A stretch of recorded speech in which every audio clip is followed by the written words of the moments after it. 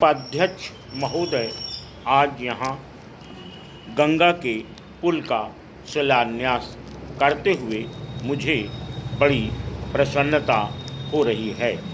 बिहार में गंगा पर यह पहला पुल होगा और मैं भली प्रकार जानता हूँ कि इस राज्य के लोगों के लिए यह कितना बड़ा वरदान है और इसके द्वारा कितनी बड़ी आवश्यकता की पूर्ति होगी।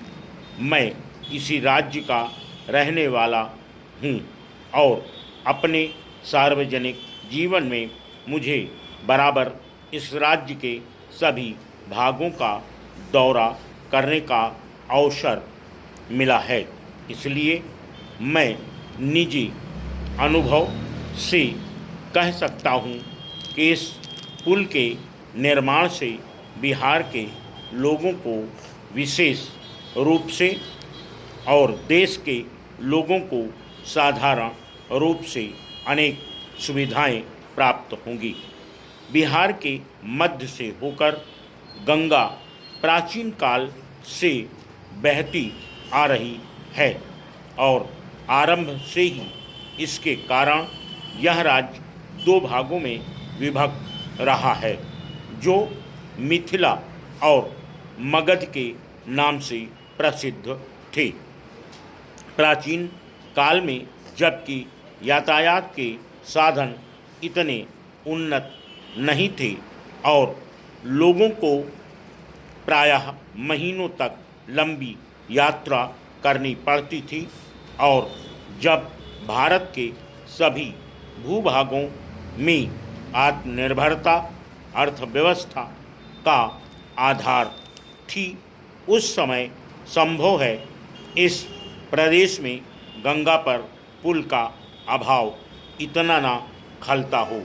परंतु आज के युग में विज्ञान के आविष्कार स्थान तथा दूरी पर विजय पा चुके हैं और यातायात के गतिमय साधनों का बहुत महत्व है।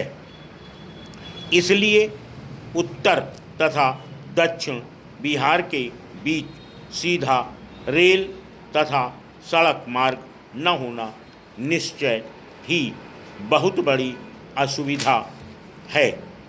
बिहार के इन दोनों भूभागों की अर्थव्यवस्था ऐसी है कि अपने पूर्ण विकास के लिए एक भाग दूसरे पर निर्भर करता है। उत्तर बिहार कृषि प्रधान क्षेत्र है और वहाँ गन्ना तथा खाद्यान्न भारी परिमाण में होते हैं, किंतु दक्षिण बिहार कोयला, लोहा, तांबा, अभ्रक, सीमेंट आदि खनिज पदार्थों के लिए प्रसिद्ध है। इन्हीं पदार्थों द्वारा आधुनिक उद्योगों की मौलिक आवश्यकताएं पूरी होती हैं। यातायात के साधन दोषपूर्ण होने के कारण उत्तर बिहार के विकास पर हानिकारक प्रभाव पड़ा है। क्या यह आश्चर्य की बात नहीं कि धनबाद से दिल्ली कोयला पहुंचाना गंगा के उस पार उत्तरी बिहार के जिलों में पहुंचाने की अपेक्षा कहीं अधिक सरल है। इस शताब्दी के आरंभ में इन असुविधाओं का अनुभव किया जाने लगा और तभी मोकामा घाट के निकट नाव द्वारा यात्री और सामान इधर उधर ढोने के स्थान पर गंगा पर पुल बनाने की चर्चा होने लगी। गंगा के दोनों ओर दो विभिन्न रेल कंपनियों की गाड़ियां चलती थीं। इन कंपनियों का दृष्टिकोण विशुद्ध रूप से व्यापारिक था, इसलिए लोगों की सुविधा अथवा देश के यातायात साधनों के विकास की अपेक्षा वे अपने लाभ और साझेदारों के लाभ को अधिक ऊंचा स्थान देती थीं। यही कारण है कि पुल के संबंध में यद्यपि 40 वर्ष तक सोच विचार होता रहा, किंतु दूसरे विश्व युद्ध तक कोई निर्णय नहीं किया जा सका।